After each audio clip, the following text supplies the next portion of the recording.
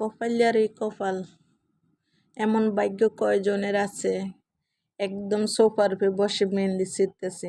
আসসালামু আলাইকুম, সবাই কেমন আছেন? আপনাদের সাথে আছি আমি মা মেয়ে ঘরোয়া ব্লগ। দূরে এবং কাছে আমার প্রাণ প্রিয় ভাই ও বোনেরা, আপুরা, বন্ধুরা, যে যেখানে আছেন, আশা করি সবাই ভালো আছেন, সুস্থ আছেন এবং নিরাপদে আছেন। আপনাদের ছোট বড় সবার দোয়া এবং ভালোবাসা আলহামদুলিল্লাহ আমিও আমার ফ্যামিলির সবাইকে নিয়ে ভালো আছি।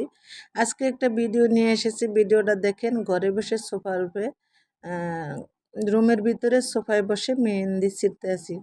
এই মেহেন্দি গাছটা হলো একটা চারা, আমি গ্রাম থেকে নিয়ে আসছি।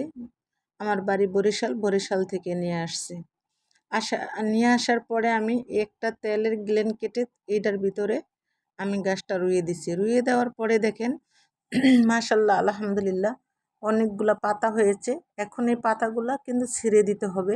যদি আমি জুপজাপটা গাছটা চাই তাহলে এই পাতাগুলা ছিঁড়ে দিতে হবে। যখন এই পাতাগুলা ছিঁড়ে দিব আর ডালগুলা কেটে দিব, তারপরে মাশাল্লাহ দিলে অনেক ডাল হবে। তাই দেখেন আমি 1 মাস আগে যেমন এই মেহেন্দিগুলা ছিঁড়ে নিছি, পাতাগুলা ছিঁড়ে নিছি। আসলে মনে হতেছে একটু ঠান্ডা লেগেছে, তো তাই জন্য গলার ভিতরে একটু খারাপ লাগে। যাই হোক, মানে কিছু নেবেন না। তাই আমি পাতাগুলো এখন ছিঁড়ে নিতেছি। দেখেন এক এক করে সবগুলা ডালের পাতা এখন ছিঁড়ে নেব।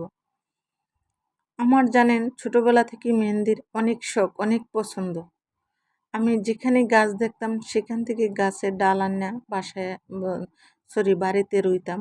যখন আমি গ্রামের বাড়িতে ছিলাম তখন আমার মেহেন্দি এত শখ যা বাসায় বুঝাইতে পারবো না। কিন্তু তারপরে দেখেন এখন আমি কিন্তু আমার বারান্দাতে অনেক বড় একটা মেহেন্দি গাছ আছে। আমার অনেক ভিডিওতে দিয়েছিলাম। যারা আমার নিয়মিতভাবে ভিডিও দেখেন তারা কিন্তু জানেন।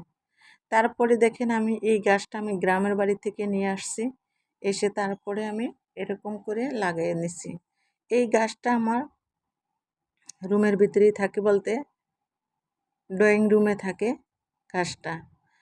আমি টি টেবিলের উপরে বা এইভাবে করে বেশিরভাগ রেখে দিই।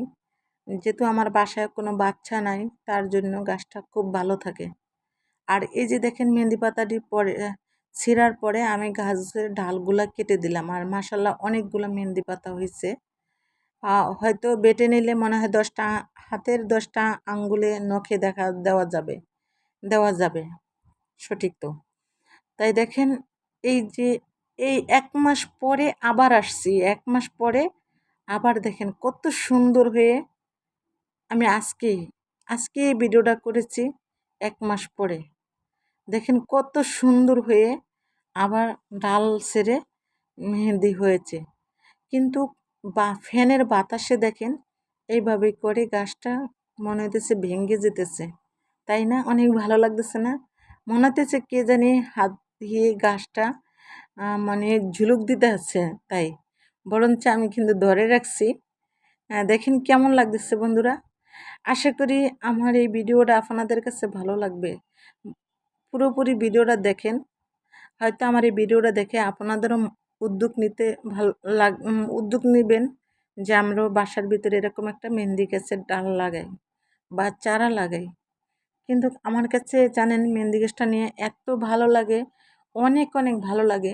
আমি মেহেন্দি গাছটার গোড়ায় কী দিছিলাম চা পাতা, মানে চা খেয়েছিলাম, দুধ চা বা রং চা খেয়েছিলাম, তার পাতি আছে না, পাতি দিছিলাম। আর তারপরে দিছিলাম আলুর শিগলা আছে না, আলুর শিগলা ফেলে দেয়। তারপর আমি ফেলে দিইনি, আমি গাছটার গোড়াতে দিছি, দিয়ে একটু মাটি দিয়ে চাপা দিয়ে রেখেছি। তাই দেখেন যে কত সুন্দর হয়ে গাছটা উঠছে। দেখতেও তো কত সুন্দর লাগে। আমি মাঝে মাঝে দেখা যায় সপ্তাহে 1 দিন নিয়ে একটু রোদে রাখি বারান্দাতে। আর সব সময় আমার এইরকম টি টেবিলটার উপরেই থাকে গাছটা। কিন্তু এক কথাই বলেছি, আমার বাসায় বাচ্চা নাই, তার জন্য কিন্তু কেউ পাতাগুলো ছিঁড়ে না। আমরা তো অলরেডি 3 জন লোক, তাই এর জন্য গাছটা অনেক সুন্দর। দেখেন 1 মাস পরে আমি গাছটা, যেহেতু 1 মাস আগে মেহেন্দি ছিঁড়েছি, আবার 1 মাস পরে আবার গাছটার সামনে নিয়ে এসেছি।